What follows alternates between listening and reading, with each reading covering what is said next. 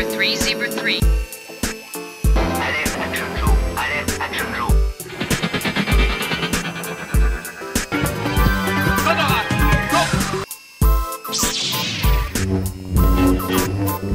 I'll be back.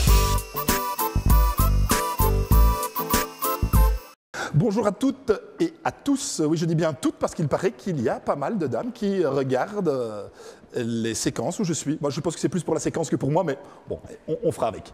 Alors, aujourd'hui, pour un peu changer de sujet, parce qu'habituellement, c'est vrai que c'est toujours des jouets, essentiellement des poupées pour garçons, appelons ça des poupées, même si le mot était proscrit à l'époque. Aujourd'hui, je vais vous parler de petites voitures, et plus spécifiquement de la gamme Matchbox.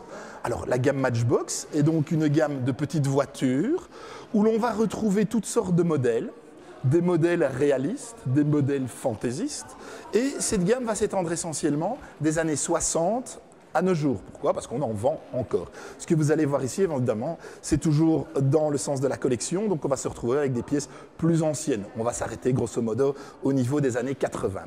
Et donc, pourquoi Matchbox? Alors pourquoi Matchbox? Eh bien écoutez, ici on va prendre une boîte qui date des années 60, et donc on a effectivement la taille d'une boîte d'allumettes et la présentation d'une boîte d'allumettes. Bon, vous en avez sans doute vu, ça existe toujours actuellement, l'endroit pour pouvoir gratter l'allumette, et la boîte dans laquelle on met les allumettes. Donc Matchbox, voilà, tout s'explique. Boîte d'allumettes, c'est logique.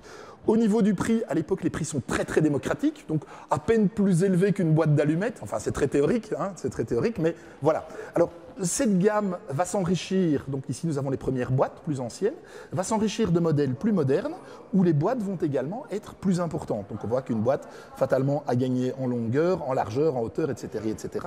Et quand on voit les images présentées, là je pense qu'on peut regarder de plus près, quand on voit les images présentées, on se rend immédiatement compte qu'on a affaire à des véhicules fantaisistes. Hein. On n'a jamais vu ça sur nos routes et je ne pense pas qu'on en verra d'ici peu. Voilà. Alors ici, nous avons toute une série de petits casiers qui présentent ces petites voitures, donc Matchbox toujours. Hop, celle-ci est à l'envers, on va en profiter pour la sortir de manière à la présenter d'une manière plus complète. Et ces petits casiers se rangeaient dans la valise que vous pouvez voir ici à côté, ces valises étant également vendues sous marque Matchbox.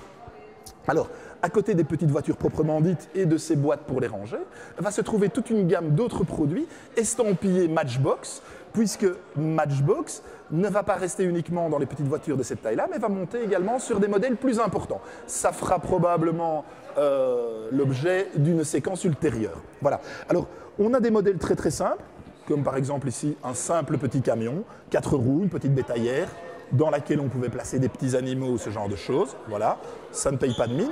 Et des modèles plus élaborés, comme ce dragster, où il y avait possibilité d'ouvrir. Je vais le déposer de manière à ce qu'on puisse le voir dans de bonnes conditions. Voilà, nous avions un dragster ici complet, très très amusant, très très années 70, très flashy évidemment, une jolie petite pièce. Je pense que pour aujourd'hui, on aura fait le tour du sujet, en tout cas pour une première prise de contact avec ces fabuleux jouets. De nouveau, je vous invite à suivre les autres séquences qui viendront dans le futur, qui nous permettront d'aller plus loin dans la découverte de Matchbox.